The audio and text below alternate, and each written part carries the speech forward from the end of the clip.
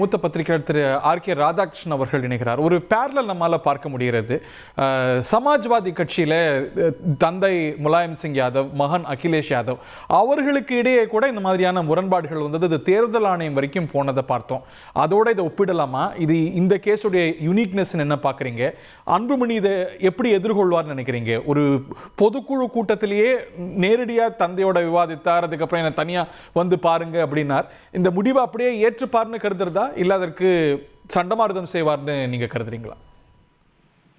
நான் பார்ப்பது எப்படின்னா, இப்ப வந்து இந்த சமாஜ்வாதி கட்சியோடைய அந்த பிரச்சனையோடு இது ஒப்பிட முடியாது. ஏனென்றால் அகிலேஷ் யாதவுக்கு அந்த சமயத்திலேயே வந்து யூபியில ஒரு ஹோல்ட் இருந்தது. அதாவது யூபியினுடைய அந்த கிரவுண்ட்ல வேலை செய்வதானாலும் சரி, அவரே தன்னுடைய ஒரு தொகுதியில ஜெயிக்கக்கூடிய அளவுக்கு அவருக்கு வந்து செல்வாக்கு இருந்தது. எந்த கட்சி அங்க வந்தாலும் சரி, பாஜகவினுடைய ஆதிக்கம், காங்கிரஸ் இருந்த சமயம், லெப்டுகள், பிஎஸ்பி எல்லாம் இருந்த சமயத்திலேயே வந்து அவர் ஜெயித்திருக்கிறார் அங்க இருந்து. அப்போ அந்த ஒரு கிரவுண்டிங் வந்து இங்க அன்புமணி ராமதாஸுக்கு கிடையாது. என்னை பொறுத்தவரை வந்து அகிலேஷ் யாதவ் செய்த வேலைக்கும் அன்புமணி செய்த வேலைக்கும் ஒரு கம்பேரிசன் நடத்தினீங்கன்னா ஒரு 0 to 100 மாதிரி நான் பார்க்க வேண்டியதா இருக்கும். ஏனென்றால் அன்புமணி 0 பண்ணியிருப்பாருன்னா அவர் வந்து அகிலேஷ் யாதவ் வந்து 100 பண்ணியிருப்பார். அந்த அளவுக்கு அரசியல் ஞானம் கூட இன்னைக்கு பேசினாலும் சரி, அன்னைக்கு கூட நான் பேசியிருக்கிறேன். அந்த சமயத்துல கூட அன்புமணி அகிலேஷ் யாதவனுடைய அந்த கிராஸ்ப் ஆஃப் தி சிச்சுவேஷன், அவர் என்ஜினியர் தான், ஆஸ்திரேலியாவில் படித்தவர், இவர் வந்து டாக்டர்.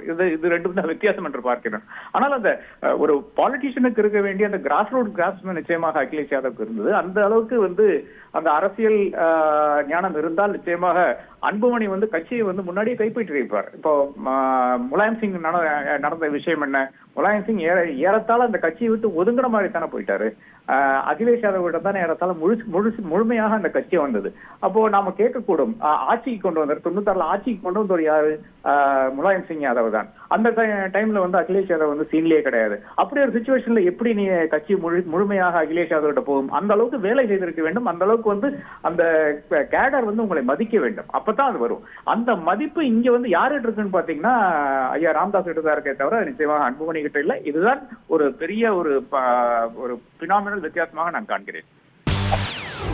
செய்திகளை உடனுக்குடன் தெரிந்து கொள்ள உடனே சப்ஸ்கிரைப் பண்ணுங்க.